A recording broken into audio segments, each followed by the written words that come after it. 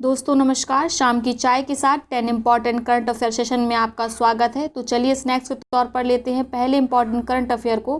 केंद्रीय स्वास्थ्य मंत्रालय ने हाल में किस बीमारी की पहली स्वदेशी वैक्सीन को मंजूरी प्रदान की है? तो अभी हाल में केंद्रीय स्वास्थ्य मंत्रालय ने निमोनिया की पहली स्वदेशी वैक्सीन को मंजूरी प्रदान की है। यह वैक्सीन पुणे की company serum institute of India ने विकसित की है। टीके का नाम है pneumococcal polysaccharide conjugate. Serum institute of India ने निमोनिया वैक्सीन के 3 क्लिनिकल ट्रायल पूरे कर लिए थे, जिसके बाद drug controller general of India ने इसे मंजूरी प्रदान की है। ठीक है, याद रखिएगा। साथ ही याद रखिएगा जो सीरम इंस्टीट्यूट ऑफ इंडिया है वो पुणे में स्थित है। ठीक है। हाल ही में बांग्लादेश में भारत का अगला राजदूत किसे नियुक्त किया गया है? तो विक्रम दुरईस्वामी को बांग्लादेश में भारत का अगला राजदूत नियुक्त किया गया है। विक्रम दुरईस्वामी 1992 बैच के IFS अधिकारी हैं। पत्रिका द लेसेंट की एक रिपोर्ट के मुताबिक सदी के अंत तक भारत की आबादी घटकर कितनी हो जाएगी? तो पत्रिका लेसेंट के मुताबिक सदी के अंत तक यानी वर्ष 2100 में भारत की आबादी घटकर हो जाएगी 1.09 अरब।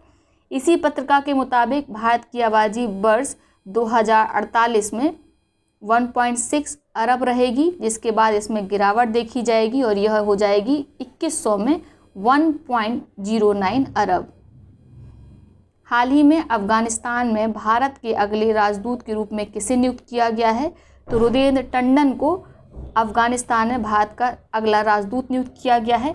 रुदेंद्र टंडन वर्तमान में जकार्ता में आसियान के लिए भारतीय दूत के रूप में नियुक्त हैं। संयुक्त राष्ट्र द्वारा जारी वार्षिक अध्ययन के अनुसार वैश्विक स्तर पर कितने वर्षों में 10 लाख से अधिक लोग कुपोषितों की श्रेणी में शामिल हुए हैं? तो पिछले 5 वर्षों में 10 लाख लोग से अधिक कुपोषितों की श्रेणी में शामिल हुए हैं। ठीक है, यह रिपोर्ट संयुक्त राष्ट्र जारी करता है, याद रखिएगा।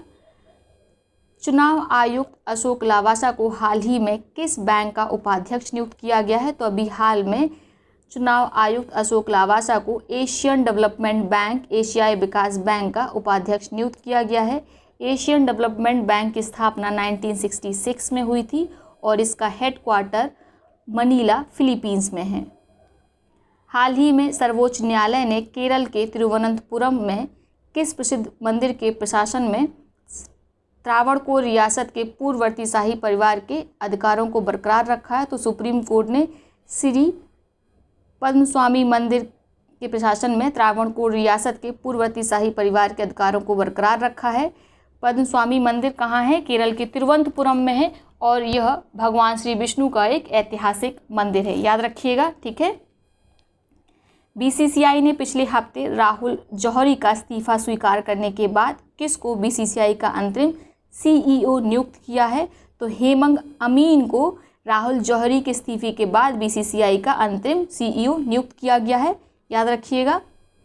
दिल्ली महाराष्ट्र के बाद कौन सा राज्य प्लाज्मा बैंक की स्थापना करेगा? तो दिल्ली महाराष्ट्र के बाद उड़ीसा देश में तीसरा राज्य है जो प्लाज्मा बैंक स्थापित करने जा रहा है। भारत में सबसे पहले प्लाज्मा बैंक दिल्ली राज्य सरकार ने स्थापित की थी। भारतीय रेलवे ने कितने साल में 100% विद्युतीकरण का लक्ष्य रखा है? तो भारतीय रेलवे ने 3.5 साल में 100% विद्युतीकरण का लक्ष्य रखा है। साथ ही 2030 तक भारतीय रेलवे कार्बन एमिशन फ्री हो जाएगा। ठीक है, तो याद रखिएगा। छत्तीसगढ़ राज्य किस योजना के अंतर्गत गौपालक किसानों से 2 रुपये प्रति किलो के मूल्य से गोबर की खरीदारी करेगा? तो छत्तीसगढ़ राज्य की योजना है गोधन न्याय योजना, जिसके अंतर्गत राज्य सरकार जो गोपालक किसान हैं उनसे 2 रुपये प्रति किलो के हिसाब से गोबर की खरीदारी करेगा। ठीक है, तो ये हैं आज के इम्पॉर्टेंट 10 प्रश्न। आई होप सेशन आपको पसंद आया होगा। यदि वीडियो अच्छी लगी तो वीडियो को लाइक करें, साथ ही अपने मित्र और सहपाठियों के साथ इसे शेयर करना बिल्कुल ना भूलें। बहुत बहुत धन्यवाद।